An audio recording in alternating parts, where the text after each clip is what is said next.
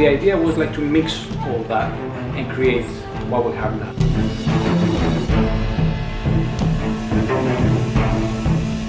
Claws of Furry came to as an idea after a lot of like back and forth with different characters. We were trying to find like a character that was lovable and interesting. And we really wanted to do ninjas. So the idea came, well, what kind of animal? You know, could be a ninja. It's like a cat. Makes the biggest sense.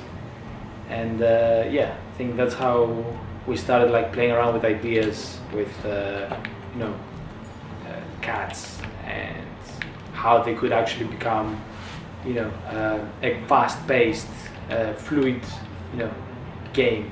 And yeah, it was back in the day. We had a few concepts, and we started off with very fast attacks and fluid motion. And the point was to basically create a brawler, so that the cats, even though they're ninjas, the joke was that they would be very, you know, very quick and very strong.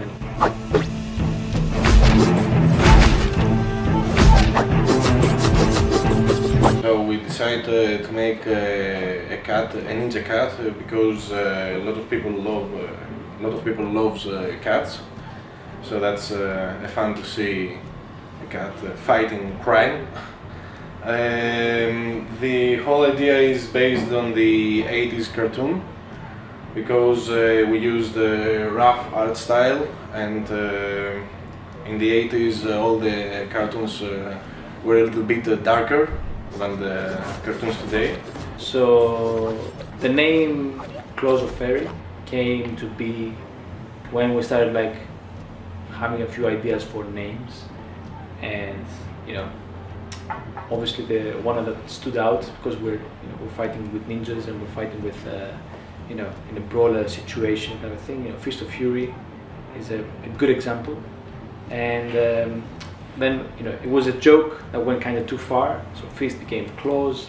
Then that's one pun. Then the second pun became like, you know, instead of Fury, make it Fairy. We thought it was really smart. Okay, we laughed, we liked it, we thought it was interesting. There were a lot of people who actually thought, you know, that was going to be one too many puns in one name, but we went with it anyway.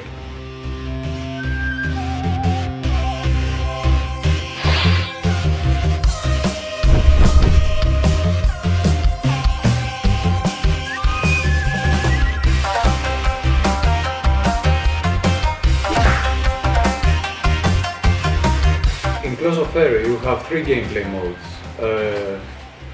The arena mode, where you just survive as long as you want, and you can use it for practicing your skills, because this game, it's fast-paced, but also you need to pay attention, because if you don't pay attention, you're gonna lose.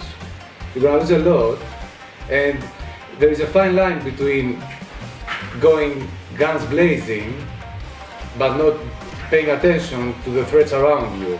So arena is a very good place to start and practice the basic dodge moves, hits, and all the skills that you get. The other two modes are Pussycat and roguelike. Basically, roguelike is this new trend that there's in most games now, indie games, where deaths are permanent. This works in this game too. If you lose your progress and you start from the beginning. Although all the skills and attacks and special moves that you gain, they are still there. What you lost is the level progress, so if you need to finish the game, you must do it in one go. It's very challenging, and that's why we added the Pussycat mode as well. Basically, the Pussycat mode gives a checkpoint on every level. This way you can save your progress and have a more relaxed go on it. But the real challenge, the game is designed based on the whole roguelike experience, and how you can manage to finish that. You can finish Pussycat, you will not get a true ending, but you will see the threats that are in the next level, so you can move on. In roguelike, expecting what's coming to you.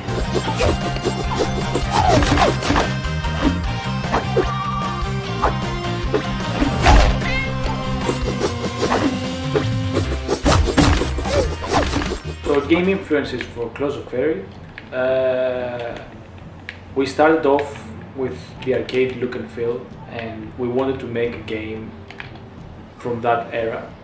And the idea is that when our concept artist we started making like a few different concepts, and we tried like more anime-like, more 80s-like, more a lot of different feels.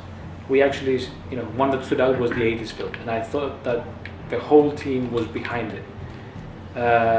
So we started like off, having influences from Double Dragon as a very basic brawler, not just from, obviously not the looks, but mostly like how the game we would like to feel. And for the looks, it was definitely Teenage Mutant Ninja Turtles. Because roguelike can be a very tough experience and it can get on the nerves of many players, even if you play with friends, it's easier to cope, but we added a few jokes here and there, pop culture references. No one takes himself seriously in this game, so yeah, it's action-packed but also funny.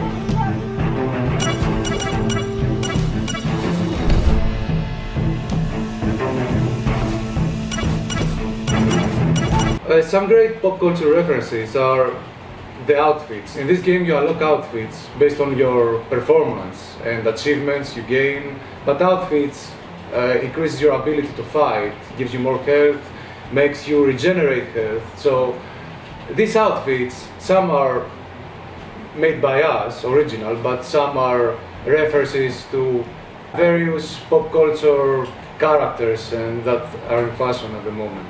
The focus is, brawling and mayhem, playing with your friends, 2D co-op, and having like a couch game that you can play with your friends was always what we really wanted to show.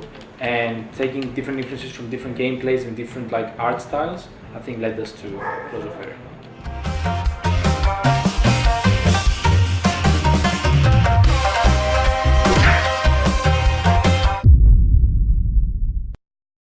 Peggy 3.